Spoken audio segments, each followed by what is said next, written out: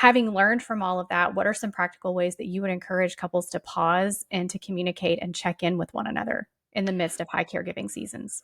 One of the things that's really stood out to me is if we think we there's a great proverb that says if somebody's wise in their own eyes, there's more hope for a fool than for him.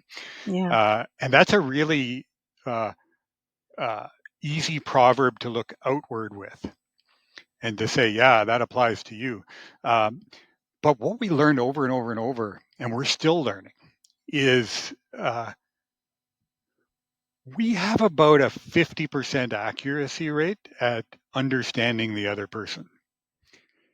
And we're 28 years married and have had benefit during seasons of some couples counseling.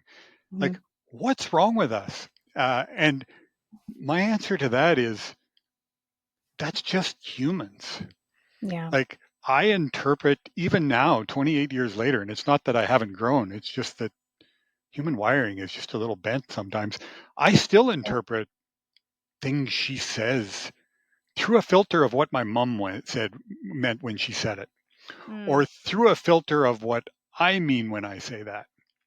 Um, or even through a filter, and this is where it's interesting when you've been married a long time, even through a filter of what she used to mean 15 years ago when she said that. Yeah.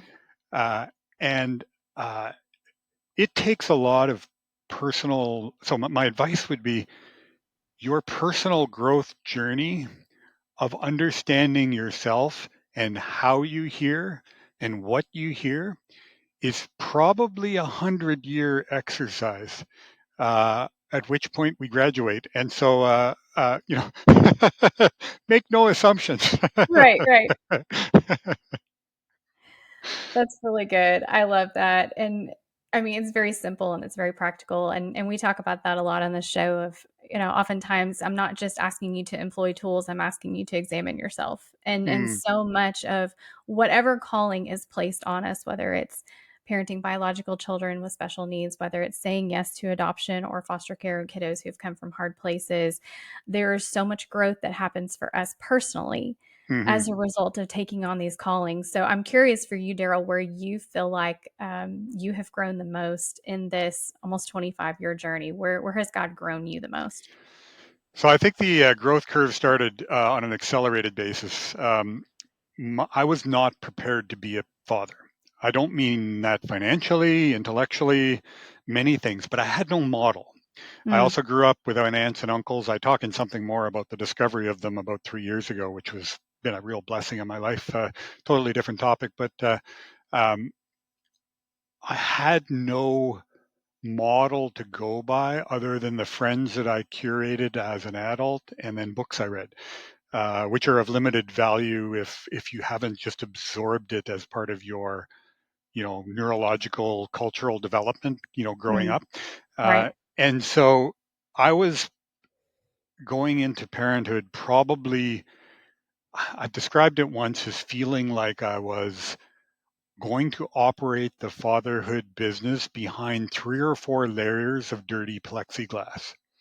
Um, like it was going to be I'm going to try to see you. I'm going to try to understand my role. I'm going to try to, but I'm not, I kind of could tell at the beginning, I'm not connecting. I'm not going to know how to connect. And the thing that happened with my daughter made it very clear that it turned out to be a fib, but that she was going to be leaving very quickly. Um, and my wife actually went through some medical stuff at the time too. So for the first 6 months of my daughter's life, I was quite certain both of them were going to be gone within Wow. months. And the doctors were preparing me as a young dad to lose wife and daughter imminently Mm, and and dramatically. Uh, the What that did, I think it could have done one of two things. It could have either hardened me right up, and I disappeared into drinking or something yeah. to numb. But what it accomplished was it is as though my daughter smashed through layers of that cloudy plexiglass to get to me with the message that I'm not here long, so pay attention, Okay. uh, and made me vulnerable fast. And So the thing I have been learning ever since is how to deal with that, because that's vulnerable. That's not safe. That's, Right. you know, I no longer believe it when I hear that she's got about another year, if at best, because I've heard 24 of those, and that's not Right. happening. Um, Yeah. but at the same time, uh, that unrelenting tension that if I don't take this walk with you now, I might not get another. Hmm. If I don't hold your hand when you're wanting, she can't talk anymore. She stopped talking at 12 years old. But, if I can't hold your hand when you reach out as I'm passing by and just stop and hold hands with you for a while, that might be the last time you reach out and hold hands. And, that could be for any of our children.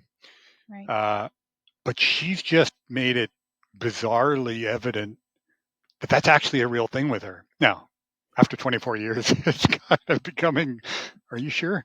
Yeah. Um, but uh, but it made me a way better parent to my son, who's our second, because Uh-huh. now I was dialed in from the beginning and I knew how to pay attention. So that's the thing I've learned the most over the Hmm. last 24 years.